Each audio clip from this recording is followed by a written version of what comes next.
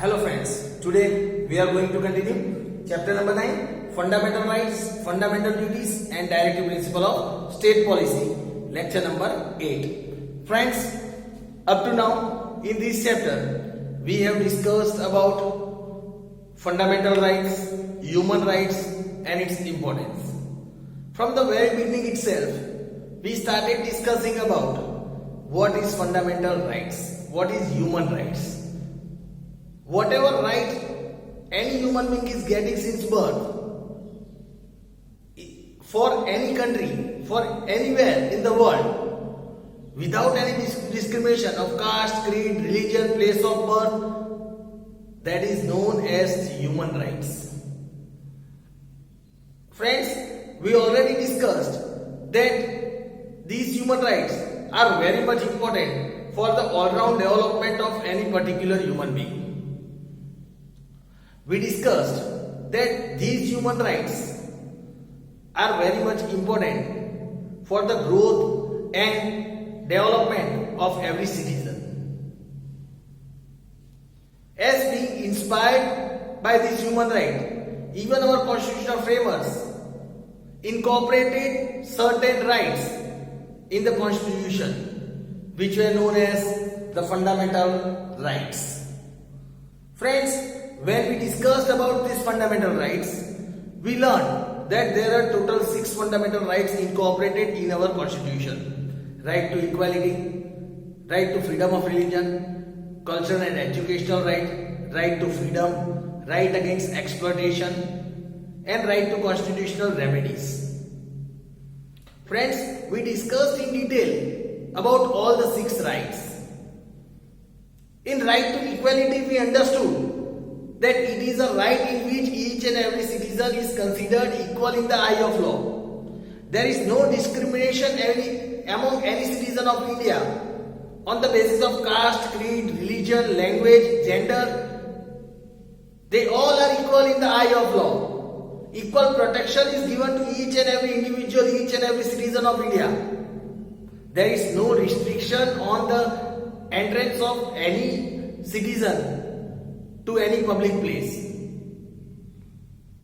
No evils like untouchability is followed in our country. Equality is given to each and every citizen. We learned in the right to the freedom of religion that each and every citizen of India has been given the right to follow and adopt the religion of his own choice. The person can change his religion as per his own wish. He can even promote his religion. The person has the right to open the religious institutions for itself. These rights has been given to each and every citizen. Friends, we discussed in the right to culture and education rights, in which we discussed that each and every citizen has been given the right to get cultural education. They can have the education of their culture, they can have the education for the all-round development of themselves. There is no restrictions of years on working or getting education. In right to freedom, we discussed each and every citizen of India has been given certain freedom. In which right to freedom we understood that 6 freedoms has been given as a part of right to freedom. Friends, we have discussed about right against exploitation, in which this right protects the individual from being exploited from various forms in the society. It gives protection to the women, children and other peoples from various forms of exploitation in the society. Right to constitutional remedies, to which Dr. Bhimrao Ambedkar, the chairman of the drafting committee of our constitution, considered as the soul of our constitution. In this right, each and every citizen who is deprived or denied of his fundamental right can approach to the court and seek justice for himself. Friends, in the previous lecture we discussed about the fundamental duties and its importance, in which we understood that just like fundamental rights, fundamental duties are also very much important for the upliftment of any nation. Certain duties are allotted to each and every citizen of our country. It is the moral duty of the citizens to follow that duty. It brings the sovereignty in our country. It increases the spirit of patriotism in the people. Friends, today the topic that we are going to cover, that is, we are going to learn about the fundamental duties that are incorporated in our constitution. Let us understand about the fundamental duties. Fundamental duties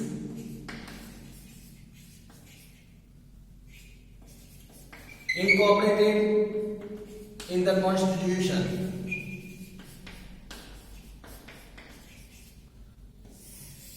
Let us understand about each and every fundamental duties that are incorporated in our constitution or as mentioned in our constitution.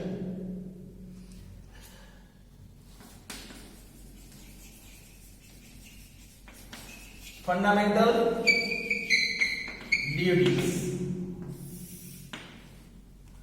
Let us start with the first fundamental. There are total 11 fundamental duties that are mentioned in our constitution. Let us start with the first one. To abide by, and we have to abide and respect the Constitution, the national flag,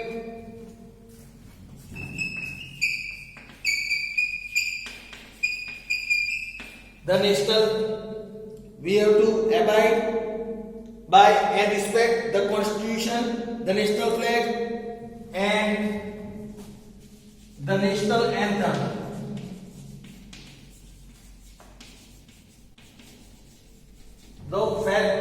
The first duty, the very first important duty, that is, we should abide by and respect.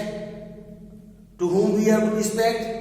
We have to respect our constitution, we have to respect our national flag, and we have to give respect to our national anthem. Friends, as you all know that whenever we see any our national flag, we always salute our national flag. That is our respect. That is, we are showing our respect towards our national flag.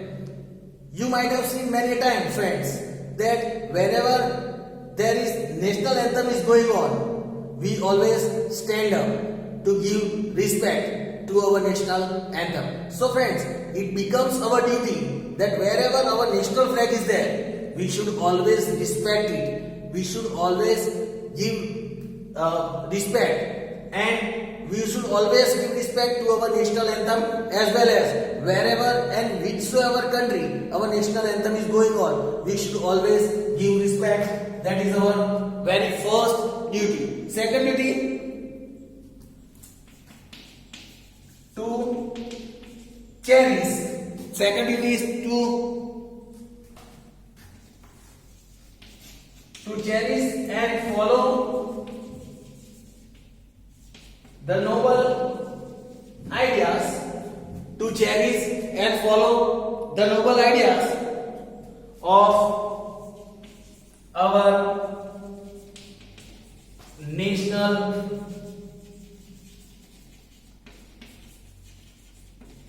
freedom struggle. We should always cherish and follow the noble ideas of our national freedom struggle. We should cherish whatever freedom struggle has been made. We should always cherish for them. New ideas of our national freedom, it should be cherished.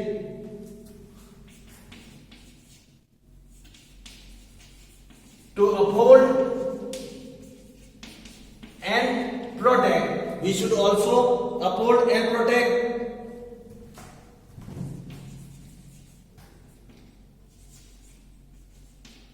sovereignty, unity, and we should uphold and protect sovereignty, unity, and integrity of India. We should always uphold and we should protect the sovereignty of our country. We should also always protect the unity of our country and integrity of our country. That is our duty. The fourth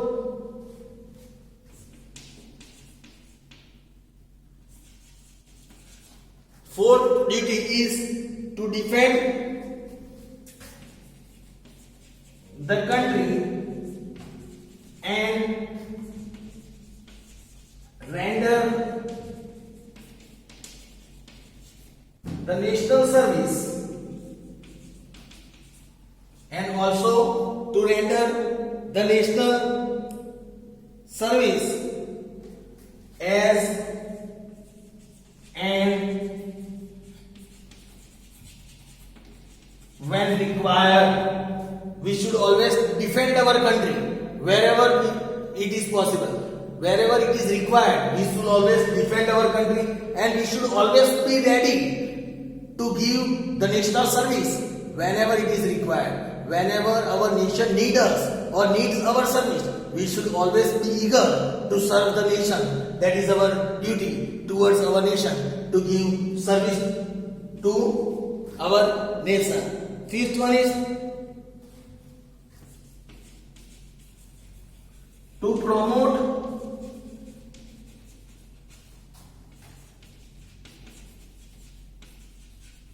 common brotherhood, also to promote common brotherhood of all people in India. We should always promote common brotherhood to all people in India, and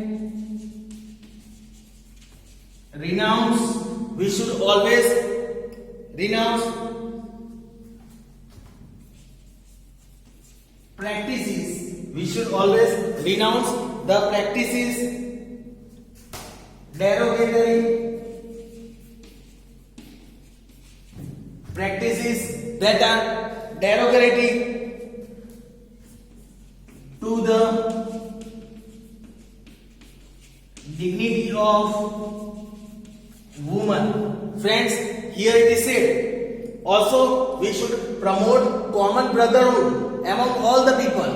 We should live like the same brotherhood should be cultivated in our country, and we should renounce such practices derogatory, that is to the dignity of the woman. We should maintain the dignity of woman as well. We should praise, we should give respect to the woman of our country. Now, let us move towards the sixth fundamental duty: to value and preserve the rich heritage, to value and preserve the rich heritage of the nation's composite culture. We should always preserve the rich heritage जिसको हम कहते हैं कि हमको जो अपने grand parents के से मिला है, right? So to value and preserve the rich heritage of nations composite culture. हमें हमारे कल्चर को प्रिजर्व करना है, बचाना है. So to value, we should give importance, and we should always preserve the rich heritage of our countries composite culture. That was the sixth duty. Now the seventh, to protect. Seventh duty is to protect, and we should always protect and improve natural environment. We should always protect and improve natural environment and have compassion for all living creatures. We should have compassion, दया भावना होनी चाहिए हर जीव के लिए. कोई भी wild life हो, कोई भी बर्ड्स हो, इंसेक्ट हो, हर कोई भी प्राणी हो, उसके लिए हमें दया होनी चाहिए, compassion. To protect and improve natural environment, it is our duty to improve the natural environment. We should take care about the natural environment and we should always have compassion for all living creatures. So that was the seventh duty. Now the eighth one, to develop scientific temper, humanism. We should always develop scientific temper, humanism, and spirit of inquiry and reforms. Reforms means changes and reforms. We should always develop scientific temper in us. Humanity should be there in us. मानवता जिसको कहते हैं, humanity and the spirit of inquiry and reforms. New changes should be brought in our. We should always be ready to accept and bring new changes in our country. That is our duty. Now the ninth one, to protect public property and abjure violence.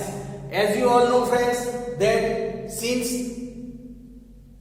when the Britishers ruled on us, at that time also, we always believed, since ancient time, we believed in non-violence. India is a country which is considered as a land of peace and non-violence.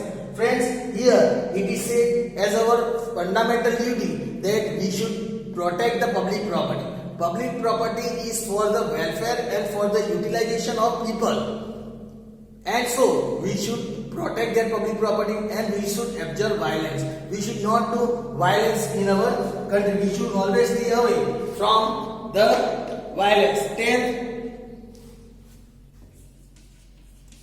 to strive towards excellence in all the spheres. To strive towards excellence in all the spheres of individual and collective activities, individual and collective activities, so that nation constantly rises, so that the nation constantly rises to higher level, constantly rises to higher levels of endeavor, of higher levels of endeavor and achievement. Always positive achievement can be achieved by our country.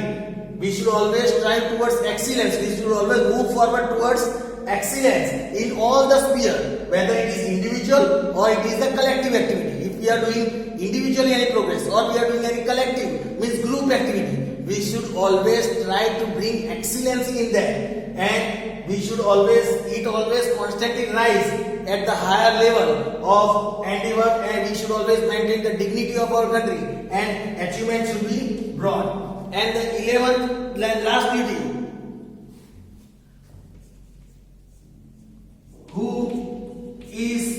the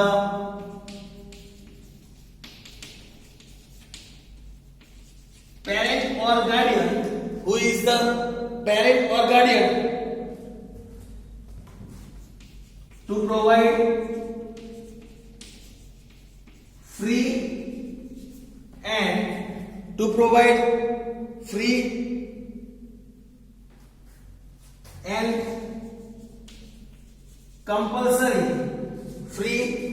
compulsory and universal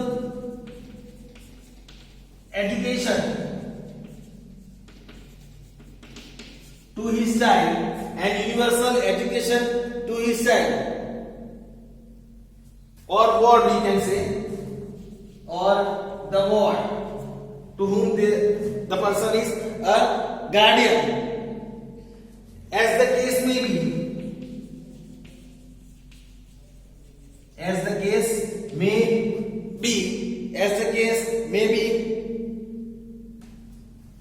between the age of 6 to 14, means the last duty is, as being the parent or a guardian of any child, it is the duty of that parent or guardian to give free and compulsory as well as universal education to his child or ward, so that their child can develop his all-around performance in all the spheres and he can become a very good future of our country and can bring and maintain the dignity of our country. So between the age of 6 to 14 years, it is the responsibility of the parents and the guardian to give proper education and a proper upbringing to his child. So friends, here you might have understood about the fundamental duties. These are very much important for the upliftment of our nation. So friends, you must understand these 11 duties, which are your moral duties to follow for the sake of increasing the spirit of patriotism in ourselves, for our country. Thank you friends.